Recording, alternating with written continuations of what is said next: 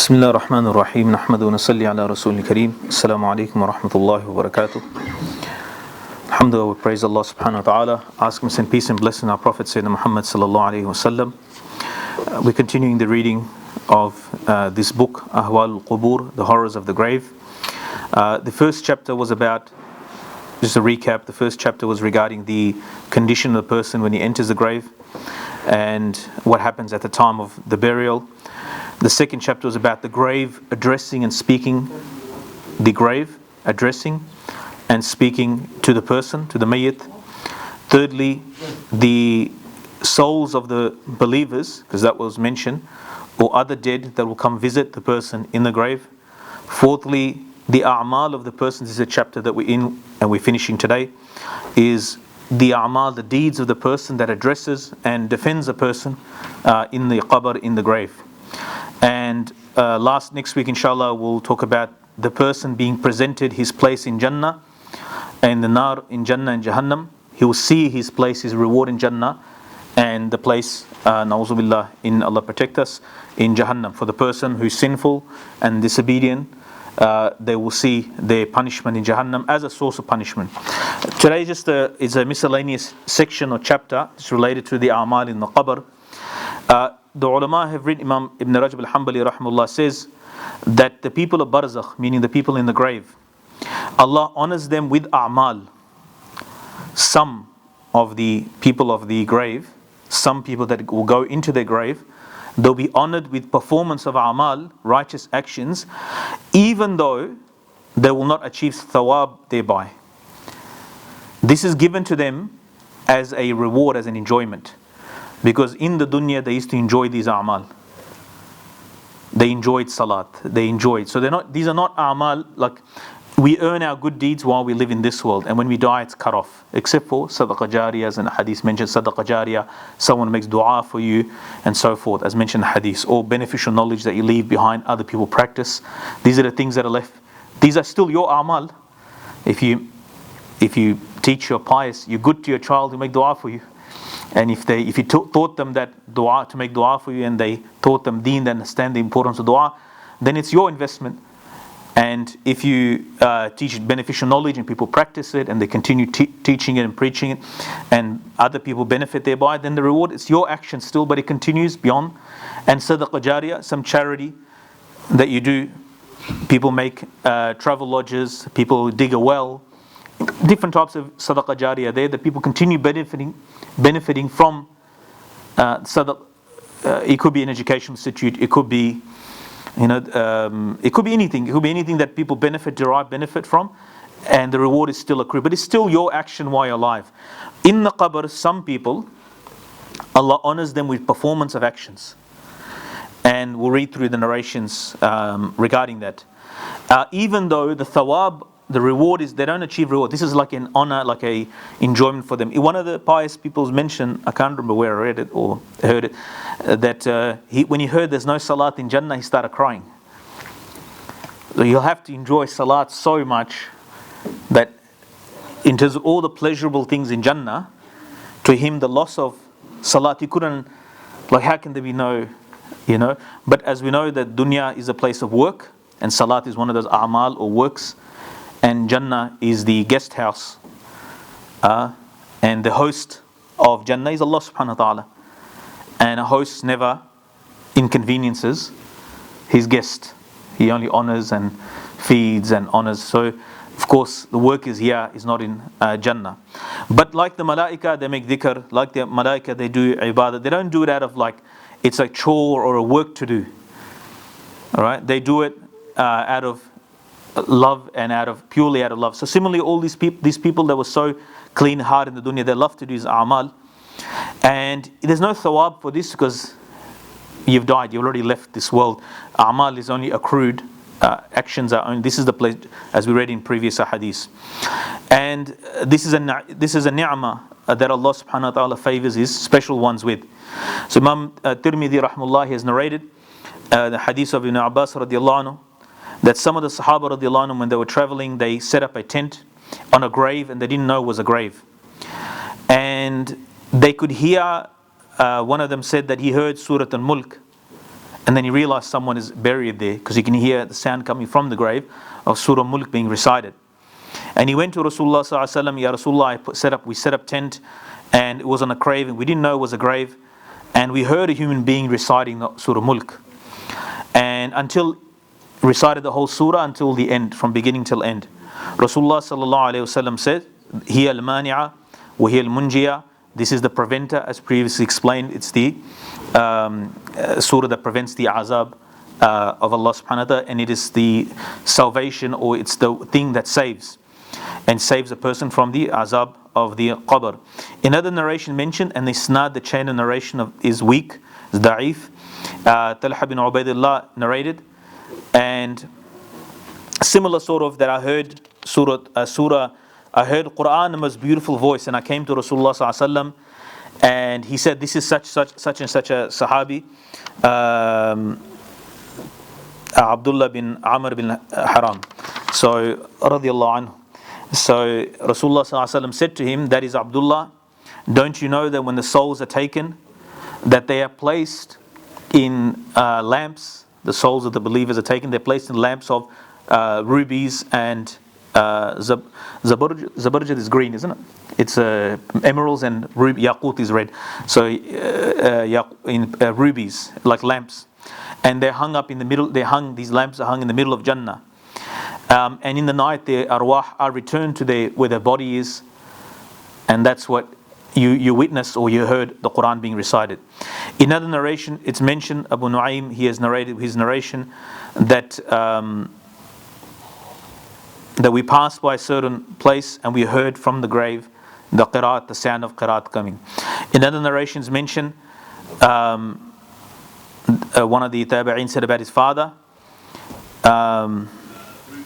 he said, as we were burying, and he gives a chain of narration for it, I swear by the one, there is no one worthy worship except for him, that Thabit al-Banani, I entered into his grave as we were fixing up the grave. And one of the, if you make lahad, shaq or shiq is the grave that is like the way we do it, which is a split in the ground, and then we put the wood across it as we make it here. The other type of the grave, maybe you've seen it, which is like an L shape, where the grave it's dug down and then sideways across, and the body is put, and then it's bricked up with unbaked bricks, and like that the grave is made. Then you can put another person on the other side and so forth. But anyway, he said that one of the bricks fell, and I saw him in his grave, he was praying salat. And sometimes Allah, out of his want to honor a person, shows something. And he said, I said to the person, because two of us in the grave, don't you see? He said, uskut, be quiet. And when he finished, we came to his daughter and we said to her, what did Thabit, her father, what makana amalu Thabit, what was his actions, what was his, how did he do? She said, wama ra'aytum, what did you see? So we told her. She said, for 50 years, every night he used to make this dua at tahajjud time. Oh Allah, if there is anyone that you allow to pray salat in the qabr, then give me this bounty. He loves salat, he made this dua. And it is, maybe this is his dua, sign that his dua has been accepted.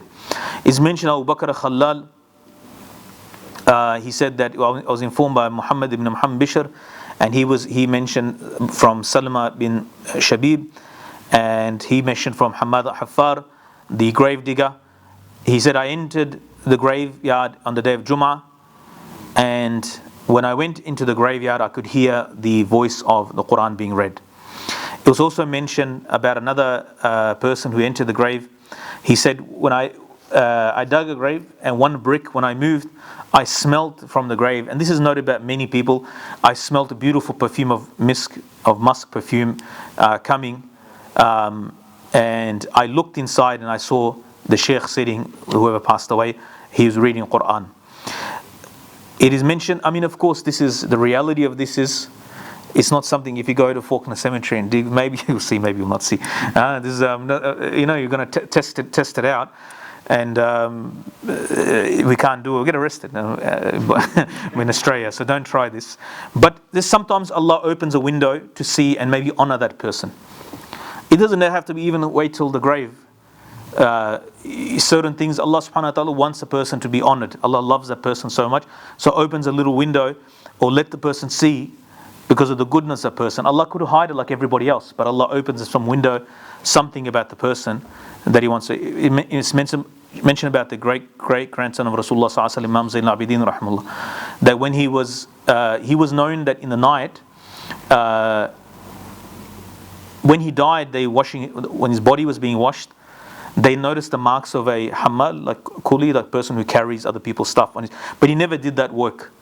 How can you get these marks from? Like, he's doing hard labor. And then at the same time in the town, I think it was in Basra or somewhere, that one part of the town became hungry. So the authorities, when they checked, how did you people eat before? They complained to the authorities. He said a man used to come at night time. We don't know who he was. The end of his turban was covered his face. We don't know who he was. He used to carry a pot on his back. Every night he used to come and feed the people of the poor people of the locality. So of course you put two and two together. I said this person passed away, and all of a sudden there's no food, and every night this person used to come and feed. So this, sometimes Allah exposes the good of a person, not that we should expose. Sometimes we can do good actions in public to encourage others, but not for the sake, it's the sake of doing another action which is encouraging others to do good. Sometimes it's beneficial, like if everybody stops doing sadaqah, sometimes you have to do sadaqah in public to encourage others, right? But generally the rule is you should hide your a'mal, like a thief hides the sinners, they hide their sins. In the past maybe, but maybe not now, but to hide, the good people who do good, they should hide their good action. But sometimes Allah, out of love for these people, because they pleased Allah, they lived a good life, and they're pleased, so Allah subhanahu wa ta'ala honors them in some way. One of the Imam al-Tabari al-Lalikai, Hibatullah Tabari al-Lalikai al-Hafiz, in his book Sharh al-Sunnah, he mentioned with the chain of Yahya bin Ma'in that one of the Haffar al-Maqabir, the grave digger, he said to me, the most strangest thing I saw, that I heard from the graves like the sound of a sick person, the way they moan, and then I heard from I heard from the grave of the mu'adhin. He was answering, like they were answering the grave of the muazzin, maybe he was saying the adhan after his.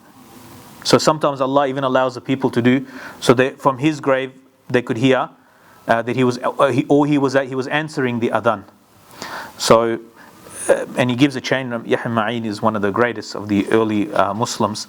So he gives a whole chain narration. It's interesting to note, just I mentioned this before as well, that each of these stories is given with a chain of narration. Like so and so heard, this sheikh heard from this sheikh, like almost like a hadith. These are not stories made up. Like we've heard stories, people add their own spice and so forth. They say these are this reliable person narrate from this reliable person from this reliable person, and so forth. In other narration mention that the narrator says, I heard Abu Bakr bin Mujahid al-Muqri, I saw him in my sleep, actually I saw him in a dream, as though he was reciting. I said, you've died and you are still reciting? Because he was a muqri, like brother Hafiz Hamza, he's a muqri, so teacher of Quran, the one who teaches the Quran. And he said, it is as though that he said to me, I used to make dua to Allah after every salat, and when I completed the khatam of Quran, that to make me from the people who recite the Quran in the grave. And it's mentioned about Shaykh Abu Hassan Ali bin Hussein Samiri. Is Samiri or Samuri? This is Iraq. What's the name of this? Samiri with the kasra. Khatib Samira. So he was the Khatib of that time in the city. He was the Khatib of the Grand Mosque there. He was kana rajulan salihan. He was a righteous man.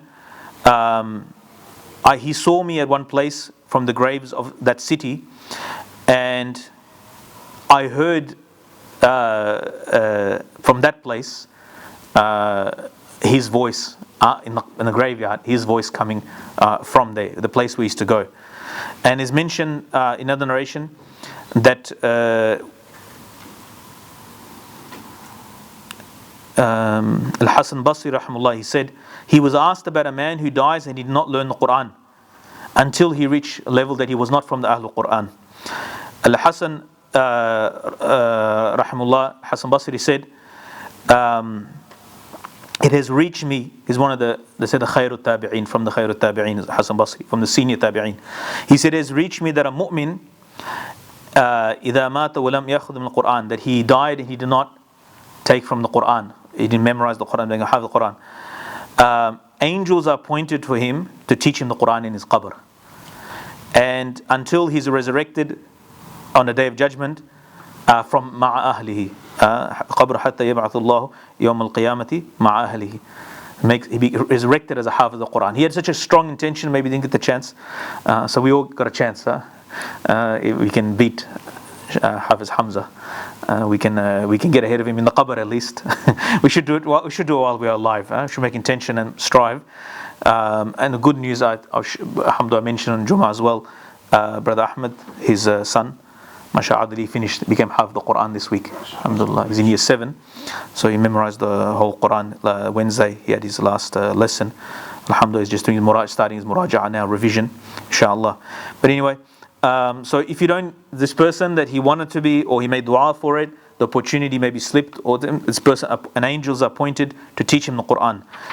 In other narration, it's mentioned, if a person, Atiyah bin Zayd al-Awfi said that it has reached me that the slave, when he meets Allah, the slave of Allah, when he meets Allah, and he has not, when he passes away, meaning he has not learned the book of Allah subhanahu wa ta'ala, that an angel will be appointed for him, similar meaning to previous one, until it teaches him, until he's resurrected.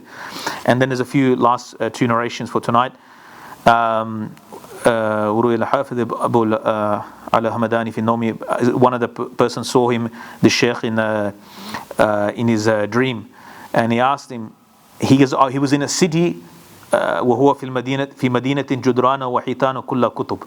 The walls and the ceilings, everything was made out of books. فسئل عن ذلك. So he was asked, what is this? He said, I asked Allah subhanahu wa ta'ala, سألت الله أن يشغل بالعلم كما كنت أشتغل به. He says, Allah keep me busy in knowledge like I was busy in this world, because he loved knowledge. So أفأنا أشتغل بعلم في قبري. So I'm busy with knowledge. So Allah gave him a whole city, the walls and the ceiling, everything is made out of books. My teacher who taught us Sahih Muslim, Sheikh Mustafa Jailani, said that the books are the dunya of the talib al-ilm. That's his dunya. Loves. You should read them, not just put them on your bookshelf. There's those talib al-ilm as well. They're very shiny books, but they've never been opened.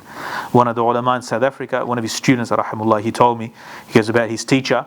He said the madrasa library, which is a whole institute, hundreds of students. He said every book, every page is my teacher's handwriting. His alim's alive now. He must be in his 40s or 50s maybe now. And he said on every book that we're in the library, every page, he goes, you see his handwriting. We're talking about the hadith book, fiqh books, tafsir books. And the last for tonight, Hafiz Abdul Qadir Rahawi, someone saw him in a dream after he passed away, and he used to be a person who used to listen to the hadith, meaning others used to recite hadith in front of him, he used to listen. And he said that I'm continuing to listen to hadith, and I'll listen to hadith till Qiyamah. Allah appointed somebody to recite hadith of Nabi sallallahu alaihi wasallam in front of me. He goes, and some people, they enjoy, and you see there's different ways of narrating hadith, the ulama of hadith. One is that the hadith, the Shaykh himself will recite, or the students will recite in front of him, he listens. But he gives the sanad, the chain is given from the teacher to the student, but he listens. So some people take enjoyment in, same with the Quran, obviously. Some people, there's ikhtilaf among the ulama. What's more rewarding, to read yourself or to listen to somebody who reads? Which one is more preferable? So there's differences. Some say it's better to read yourself and you get more because you're doing the action. Others say it's more rewarding to listen to somebody, because in the Quran we're ordered to listen to the one who recites. Allahu alam. But so his thing. So this is not like he's in a dars in the qabr. Alright, this is a ni'mah, a bounty, an enjoyment. And this is, if you read the book of Ibn al-Jawziyah rahimahullah, Hadi al-Arwah, the book about Jannah, description and details of Jannah. And in that book he talks about one of the enjoyments of Jannah for the fuqaha, for the jurists, for the ulama. You know these masail, ikhtilafi, we saw like ikhtilaf, where you put your hand, and some people make fights about this. But for those of fuqaha, because they were trying to get to the haqq, what is the most correct thing to do? So one of the enjoyment for them, he mentions, is that in Jannah they will sit and they will discuss maybe they'll discuss who got it right, but they will sit together and they'll discuss one of the rewards in Jannah. For some people, fiqh issues and masail is boring. It's a very dry subject, but for them, that'll be one of their ni'am or bounties that will be given. What's a bounty for me? Maybe not be a bounty for you. It mentioned one riwayah, I think it will come here later, that one of the two Imams, that were Imam Ahmad, someone saw Imam Ahmad Hanbal and one other Imam in a dream, and he said, what did Allah do to you? He said, Allah subhanahu wa ta'ala put food in front of us and said, look at me. I said, Ya Allah, I didn't like food much in the dunya, so let me look at you. Imam Ahmad said, because there's more to it than that.